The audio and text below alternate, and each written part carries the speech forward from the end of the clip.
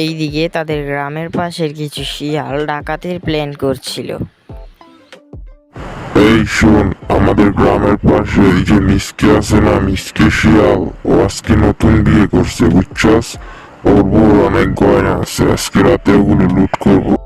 Flashback.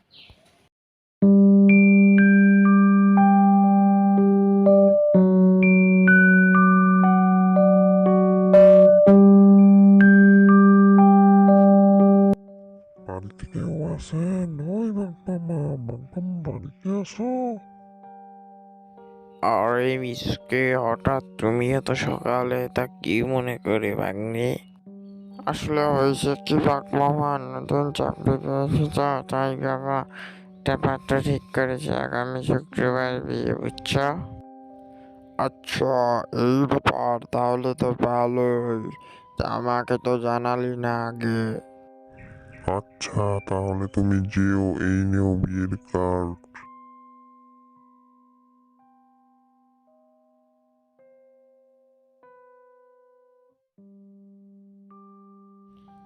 আচ্ছা, আজকে তাহলে আমি আসি, আরো অনেক মানুষকে দাওয়াত দিতে হবে গ্রামে, বুঝছো? এই বলে মিসকে শিয়াল বাঘ মামার বাড়ি থেকে বের হয়ে কুকুর ও বনের অন্যান্য প্রাণীদেরকে দাওয়াত দিল। আর দাওয়াত দিতে দিতে সন্ধ্যা হয়ে গেলে মিসকে শিয়াল বাড়িতে চলে আসে।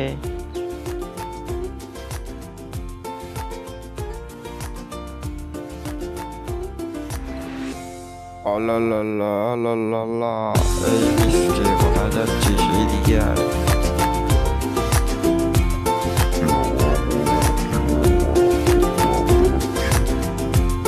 আচ্ছা শোন, বনের সবাইকে ঠিকঠাক মতো দাওয়াত দিয়েছিস তো?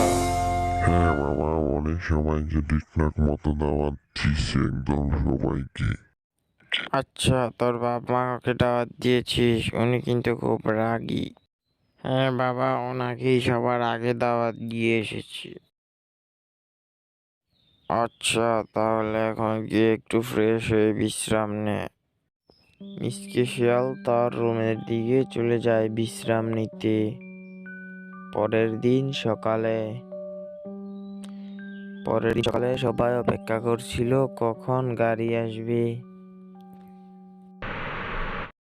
গাড়িতে করে মিসকে শিয়াল ও তার পরিবার মেয়ের বাড়ির উদ্দেশ্যে রওনা হয়। তারা শহরের রাস্তা দিয়ে যেতে শুরু করে।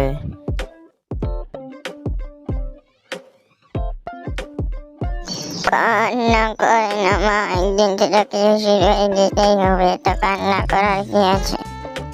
দাদু দাদু, সোনার জামাই চলে এসেছে, চলো ওকে নিয়ে চলো। আসলে শিয়ালের বউ ওদের বাপ মার একমাত্র মেয়ে হয়, ওর নাম আদর করে সোনা রাখা হয়েছে। আর এইদিকে মিসকে শিয়াল ও তার বাড়ির লোক বাইরে দাঁড়িয়ে শুনছিল, সবাই তাদেরকে বলছে,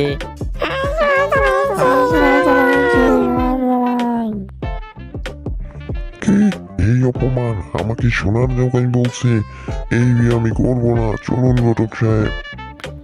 আরে না বাবা, ওদের একমাত্র মেয়ে, তাই ওরা আদর করে ওর নাম রেখেছে সোনা।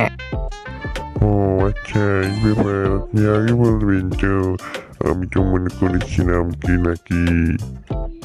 এই বলে মিসকে শিয়াল আর ঘটক সাহেব বাড়ির দিকে রওনা হলো, বিয়ে বাড়ির দিকে। খাওয়া দাওয়া শেষে বউ নিয়ে বাড়ির দিকে রওনা হলো মিসকে শিয়াল।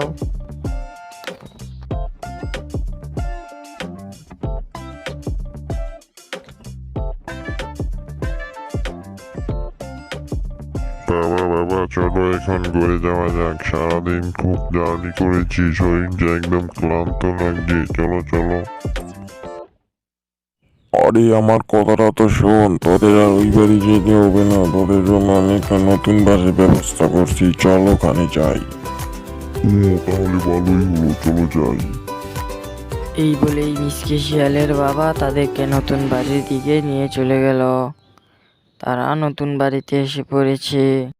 এই যে এটা তোদের নতুন বাড়ি, চলো যাক, আমি আসলাম। এইদিকে তাদের গ্রামের পাশের কিছু শিয়াল ডাকাতির প্ল্যান করছিল।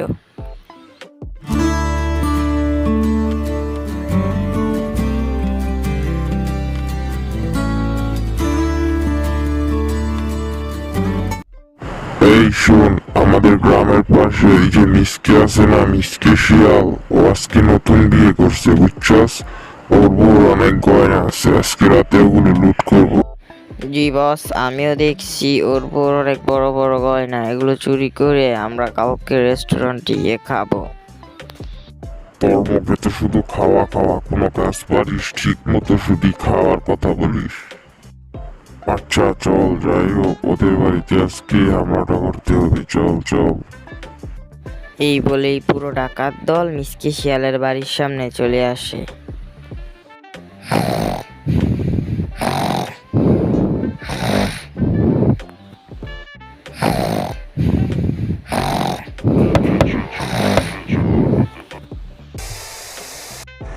ইয়া মানে তোমরা কেন এসেছো আড্ডাতে? তো রাত করে তোমাদের হাতে বন্দুক কেন? চুপ বেটা, আমি বন্ধ করার যত গহনা আছে সব দিয়ে দিন, নাহলে আজকে খুলি উড়িয়ে দেবো। না না, তোমরা এগুলো দিও না, এগুলো খুব কষ্ট করে বানিয়েছে আমার বাবা, টাকা জমি।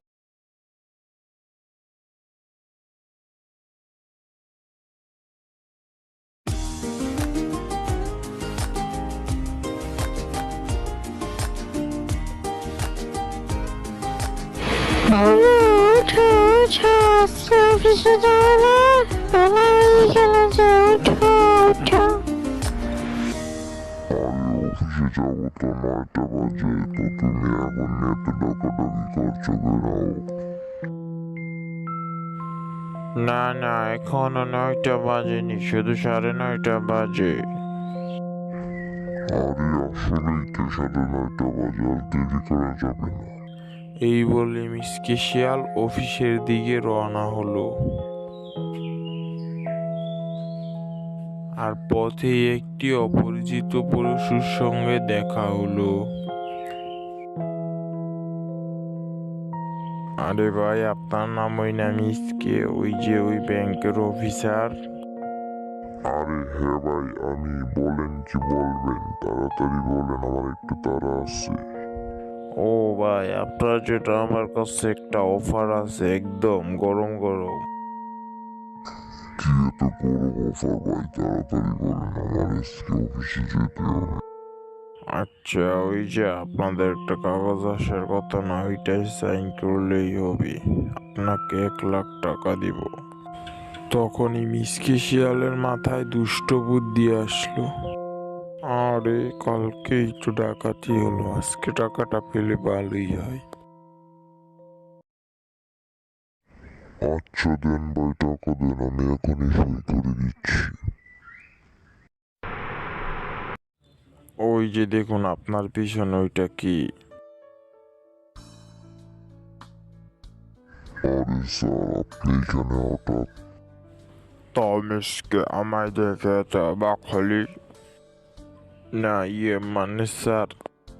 আচ্ছা থাক, আর মানে বলতে হবে না, তোকে আর চাকরিতেও যেতে হবে না, বুঝছিস? স্যার এবার জন্য মাফ করে দিন স্যার, আর কখনো হবে না স্যার। না মিসকে, তোর আর কোনো মাপ নেই, তোর চাকরি এখানেই শেষ।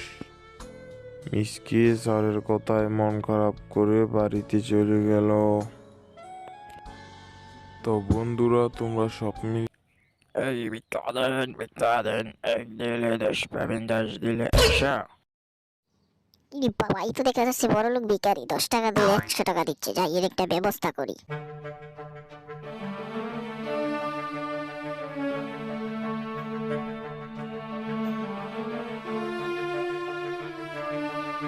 বাবা বাবা, দেও তো আমাকে 10 টাকা, একটু ইমার্জেন্সি দরকার পড়ছে। কেন এখন আবার এত ইমার্জেন্সি দরকার কেন? আমার কাছে 10 টাকা আছে, এই নাও।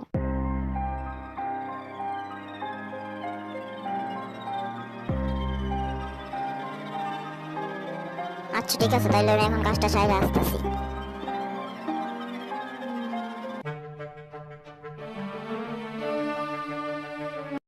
এই ভিখারি, এই যে নে 10 আর দিয়ে 100।